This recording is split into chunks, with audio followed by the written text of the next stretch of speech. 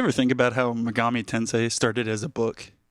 At this point, Atlus and Megaten are about as linked as Sega and Sonic the Hedgehog, and yet if you think about it, one of the most prolific and influential series of games of all time is technically a series of licensed games.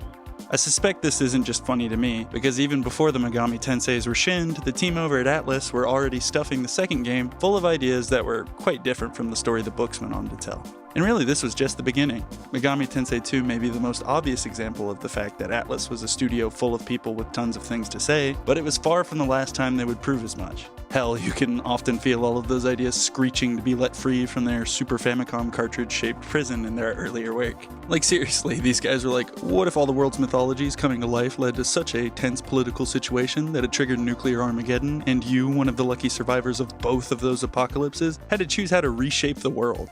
As a premise for their 1992 Super Famicom JRPG.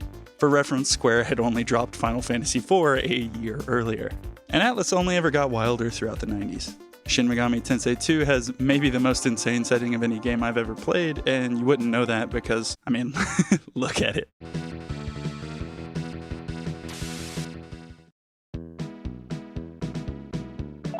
Anywhere these devs could push a boundary, they would, even when unsure of their ability to convey it.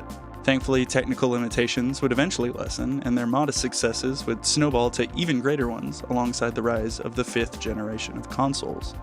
It would still be an understatement to say I love the Super Famicom Megaten games, but man, their output in the 5th generation of consoles is such a flex comparatively. You can really feel the craftsmanship and creativity on display in these games evolving with every release.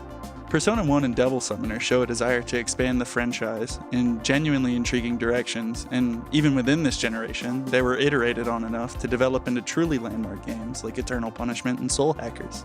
If it wasn't clear to you before this point, these games made it abundantly clear. Atlus was a studio of people with things to say. Things to say about religion, culture, technology, and all the most important aspects of modern life.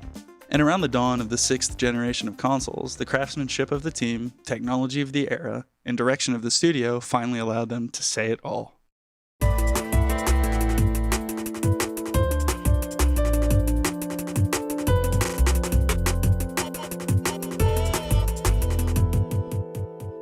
It all started with the long-awaited return of mainline Shin Megami Tensei for its 3rd, or I guess 5th, release. Nocturne is a landmark game both within the context of Atlus and also video games as a whole. Finally, after toying with turn-based battle systems for about a decade, Atlus landed on something that was evocative and digestible. On top of that, the PS2 allowed the world to feel fully rendered in Kaneko style in a way that just wasn't possible before this. Even if I'm not wandering around the Vortex world like the team intended, nothing about the game feels like a compromise. Nocturne is so expressive and unique and focused that it really could be like no other game. But in some ways, it is just another game Atlus pumped out in the decade from 2003 to 13. Regardless of what you think about any of the individual games, it is impossible to deny that all 7 Megaten games on the PS2 are genuinely remarkable achievements. And that's just Megaten on the PS2. For the sake of brevity, I've only focused on the Megami Tensei franchise's most major releases, but as someone who fell in love with the studio in this era, I can't really leave out everything else. From 9 on the Xbox to Stella Deus on the PS2, from Devil Survivor and Strange Journey on the DS to Catherine on the PS360, from Etrian Odyssey to Trauma Team. This era saw Atlus not just creating masterpieces, but producing them on what felt like an assembly line. And it would all culminate in the crown jewel of the movement that is JRPGs.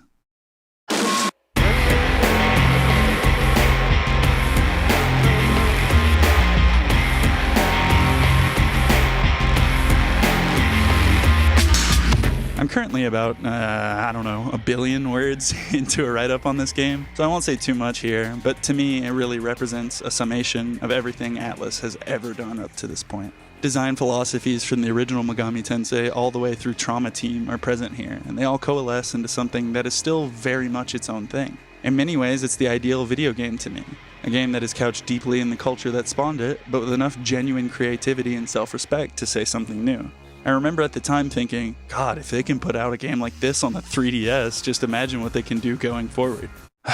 Unfortunately, in 2024, I have little left to imagine. You probably saw the title of this video and have been preparing for some epic hater moments, and there's a part of me that wants to do that. You know, it's fun and people enjoy it, but outside of a few sketchy business things, I really don't have problems with post-SMT4 Atlus that deserve hate. If anything, I'm just kind of sad. I'm maybe a little worried. The decade following the release of SMT4 has seen Atlus cave into some of its worst tendencies. Etrian Odyssey is an excellent series, but its ceaseless march of iterative sequels and very Atlus remakes definitely don't do Atlus any favors in this era when even their most successful game ever is a very clearly focus grouped third pass on a game design concept from like a decade ago. This isn't to say games from this era don't have merit. Persona 5 has at least as much as 4 does, and Etrian 5 is maybe the best in the series. But you can really feel not only a lack of creativity starting to show here, but also a lack of craftsmanship. SMT4A's atrocious script was often defended at its launch due to it being an experiment for the team, and Persona 3 Reload represents the first major release since the changing of the guard over at P Studio. I think this is actually a good thing in the case of the latter, as we can't rely on the old staff to stick around forever, but of course craftsmanship is going to suffer when lead creatives leave their positions to go work on something else. Of course you're going to be strapped for ideas when your project is getting restarted partway through development. For a long time I was worried this might be a death spiral for my interest in their games. I've talked a lot about what I think the value of Atlus games has been, but personally it's always been a lot more simple than that. I love Atlus games because they're like nothing else out there. Even within the series, I could compare Nocturne and Eternal Punishment and Raito 2, but I can never substitute them for each other or anything else in video games. I love even some of their less beloved titles like Stella Deus, because like, look at this game, man. What else looks like this, sounds like this, feels like this?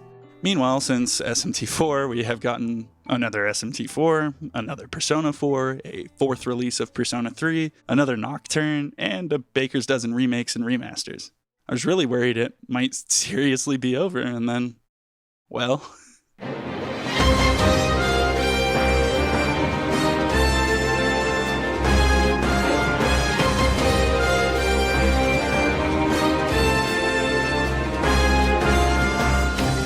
Metaphor appears to be everything I've been hoping for from Atlus, and maybe even a little more.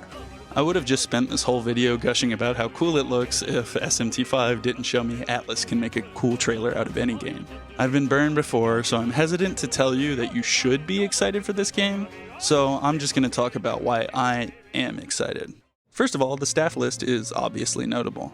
Hoshino has come under fire for a variety of reasons, some justified and some not. But he is undeniably a creative worth following.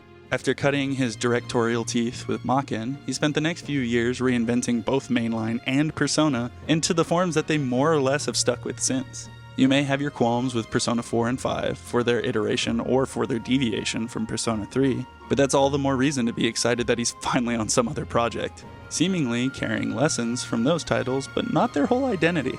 Soejima and Meguro both returning to fantasy for the first time in a while is also immensely exciting to me.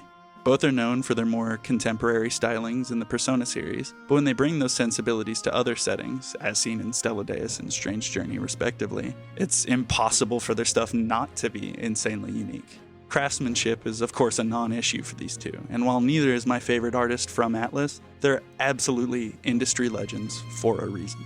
The talent here isn't just limited to Persona veterans either. Creature design from Yuji Himukai, best known for his work on Etrian Odyssey. Concept art from Kazuma Koda of Nier fame. Mechanical design from one of the guys who designed the fucking Evas. While there are some creatives that I would have liked to see involved as well, it's hard to imagine the game being uninteresting with an all-star roster like this. Beyond that though, just like, look at this game, man. What else even looks like this? You've got Not Lucifer from SMT piloting a weird Eva with Char colors in a fantasy setting where our protagonist skateboards around on his hover sword before kickflipping off of it to do hybrid action and turn-based combat with his Final Fantasy-esque grab bag of party members that all look like they're yoinked from different fairy tales. In interviews around this game, Hoshino stresses that Atlus isn't known for fantasy games, so if we're gonna make one, I wanted to bring our unique sensibilities to it. And man, I feel that in every aspect of what they've shown. I truly hope that the team at Atlus is able to infuse this insane setting with the relatability of their contemporary works. They've got the team, they've got the resources, they've had the time, and I'm hopeful, for the first time in a while, that they have the game. Thank you so much for watching, everyone. I promise I won't be talking about Atlus again too soon. Like I said, there is an SMT4 video in the works, but that's still a ways off. I've got to beat that game like 4 times at least. If you liked this video, please subscribe and all that.